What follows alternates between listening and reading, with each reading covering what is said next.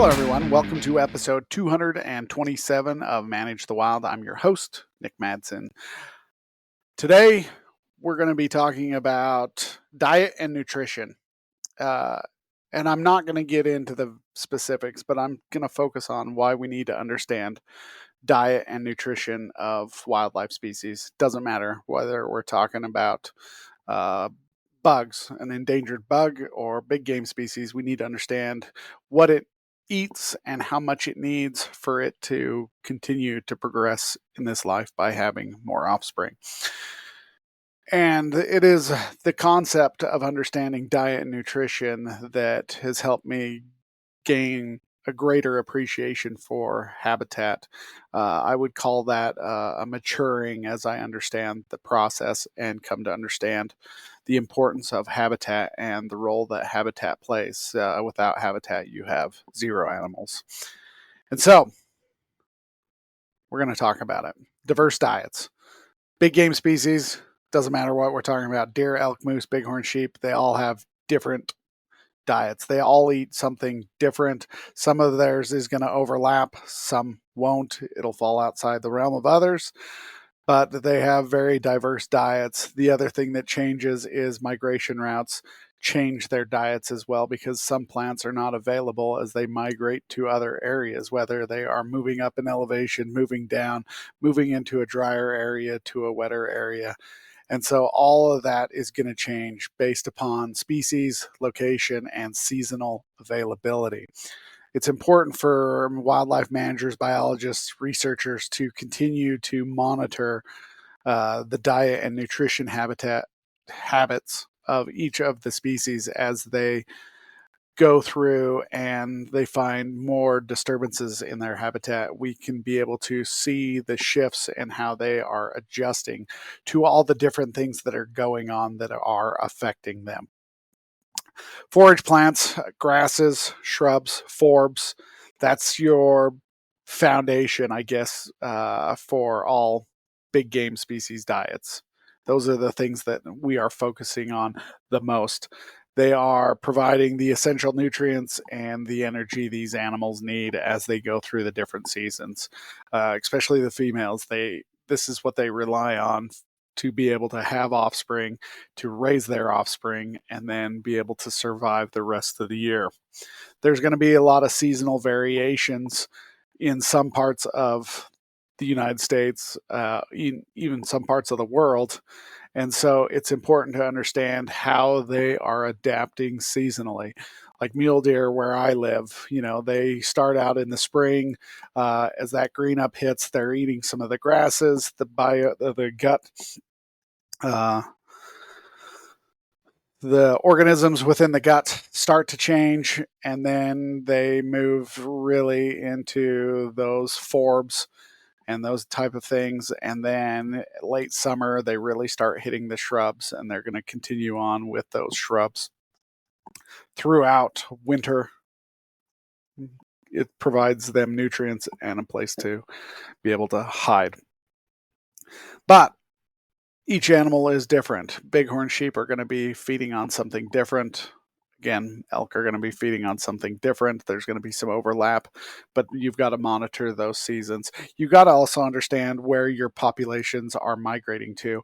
If you remember talking to Dr. Randy Larson, he talked about how some mule deer within the same area will migrate 5 miles and others will migrate 100 miles.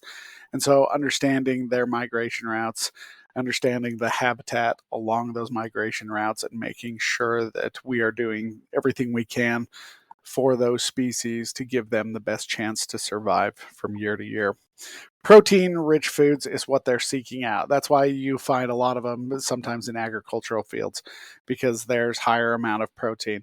Protein-rich foods are important for the males. You have antler growth and development, but it's also important for reproduction. Females that are lactating need high amounts of protein to be able to support their offspring. So you're going to find them at these critical times looking for the highest protein plants available. Now, elk are going to be more tolerant. They can consume a little less in the quality. They consume more in quantity, but less in quality. They have bigger stomachs. They're able to take in a lot of that food and break it down better than mule deer, which are smaller. So mule deer are have the highest requirements for these high nutritional protein plants. They don't tolerate garbage plants very well. They start to lose a lot of weight. And so the smaller the animal, the higher the requirement is, or the better quality of food that they require for their nutrition. When they're going through and dealing with these plants, sometimes they'll start to miss out on some of those essential nutrients, things that we need: calcium, sodium. And so it's important for animals to be able to find natural mineral licks. They're out there. But oftentimes you'll find deer, especially in the Intermountain West, you'll find deer on the road eating the salt off the road, licking it. That's some of the challenges you face. But also, it's important for them to be able to find clean water to help them obtain some of those nutrients that they're missing out, especially with the water. Here in the state of Utah, deer has been on a decline for the last 30, 40 years. And wildlife officials believe that that decline is mostly due to drought. And we have a couple of bad winters here and there. We also have some habitat being destroyed, obviously, by the amount of building that's going on. But overall, there's been a drought for the last 30, 40 years, multiple drought events. And so it's really brought that population down. Another factor that makes you want to watch habitat a little more is impact that you can have by grazing, overbrowsing, putting too many animals out on the landscape. So you can get that a number of ways. You can have a rancher, and whether you're a fed organization or the estate, you can open it up for grazing. You're putting too many animals and you're going to start to see a deterioration. Once that habitat starts to deteriorate, it's really difficult to bring it back. It's easier to destroy it than it is to bring it back and rebuild and make it look good again. And so you really got to watch that. The other factor that you can face, though, is an over population of too many wildlife. Elk is a scenario that a lot of states are facing, where they are having a hard time killing enough elk, and the populations are getting larger and larger, and they're growing almost unchecked. Part of me is That's why part of me is okay with the wolves issue. Is it kind of keeps some of these things in balance where we're not that great at. Now you can debate on whether we should have them or not. I'm okay with that. I'm okay if you say you don't like them. I'm also okay if you say if you do like them. But keeping these populations in check to make sure they're not getting too big. A lot of people will say, well, why can't we just trap and relocate? It's really expensive. Quarantine, movement of disease. There's a lot of issues with that. But you got to make sure that you're watching that habitat to see what's being affected and how it's playing out. The other thing that's really interesting about diet and nutrition is once you understand diet and nutrition, you understand how important it is in these prey species going against predators. Animals that are often weaker in poor habitat as well. They're not as big and as healthy as other animals. Will fall prey to predators a little quicker. Studies have shown than if they were healthier and were able to evade predators. And so you'll start to see with poor habitat, some of these species are going to be more affected by the predator-prey relationships than others. Another thing that's important that I think you're going to start seeing more in states that are having an impact is as the population of people grow, the number of houses and the development, whether it's commercial, residential, those are all having an impact. And so if we can understand the important pieces of habitat, the required habitat for whether it's their birthing season or their winter winter habitat, we can look at those things and say, okay, we don't want to do a development here. You can work with a bunch of nonprofits and buy up this piece of property and make sure that that habitat is there for wildlife. Or cities are saying you can build, but all the vegetation has to be native and you can't put up any fences or whatever.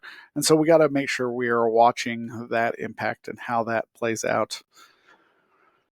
And then nutrition and conservation. Again, the better the nutrition, the better chances of conserving a population, helping those wildlife species, especially ones that are on decline that they're constantly worried about, whether it's a loss of habitat or disease or over harvest, whatever it may be. The better the nutrition for any of those wildlife species, the better chance they have in having offspring and continuing that next generation. So these are some of the things that I've learned about why it's important to understand diets, nutrition, habitat. These are the important things that are going to help you understand a species better. I would argue that hunters need to know more about diet and nutrition than any other, whether, but I mean, you could say that about a wildlife photographer or a non-consumptive. They need to understand diet and nutrition because one, it's going to help you find animals a lot better, and two, the more you start to care, the more you start to see the things that go on around you that are affecting wildlife. And so it's really important that you understand diet and nutrition. There's a lot of hunters that I know who personally know absolutely nothing about wildlife. They know something about the area they go to. Their grandpa started going here in the 20s and they've continued it on ever since. And they just go to that same spot, they sit on that same rock, and they watch that same area as deer move through, but they don't understand the process that's going on. If they were to able to understand diet and nutrition and habitat better, they could find better spots that would make their harvest a little better. For wildlife photographers, it would help them find the areas to get those candid pictures that they're looking for as deer are, or elk or moose. As they're moving across the landscape, you will understand the areas that you need to start looking for. And as you travel to different areas out of state, different states, you can start to understand and look at key features and not have as much guesswork because you understand habitat and how it's affecting them. So, in summary, diet, nutrition, big game species is it's intricate and it's dynamic. It's always changing because of the way they live their lives. Whether it's seasonal, whether there's disease, whether there's human impacts going on, whatever it is. And so we just need to understand these systems a little better to make sure that we are maintaining those healthy ecosystems, the healthy habitat, so they can continue on for the next generation.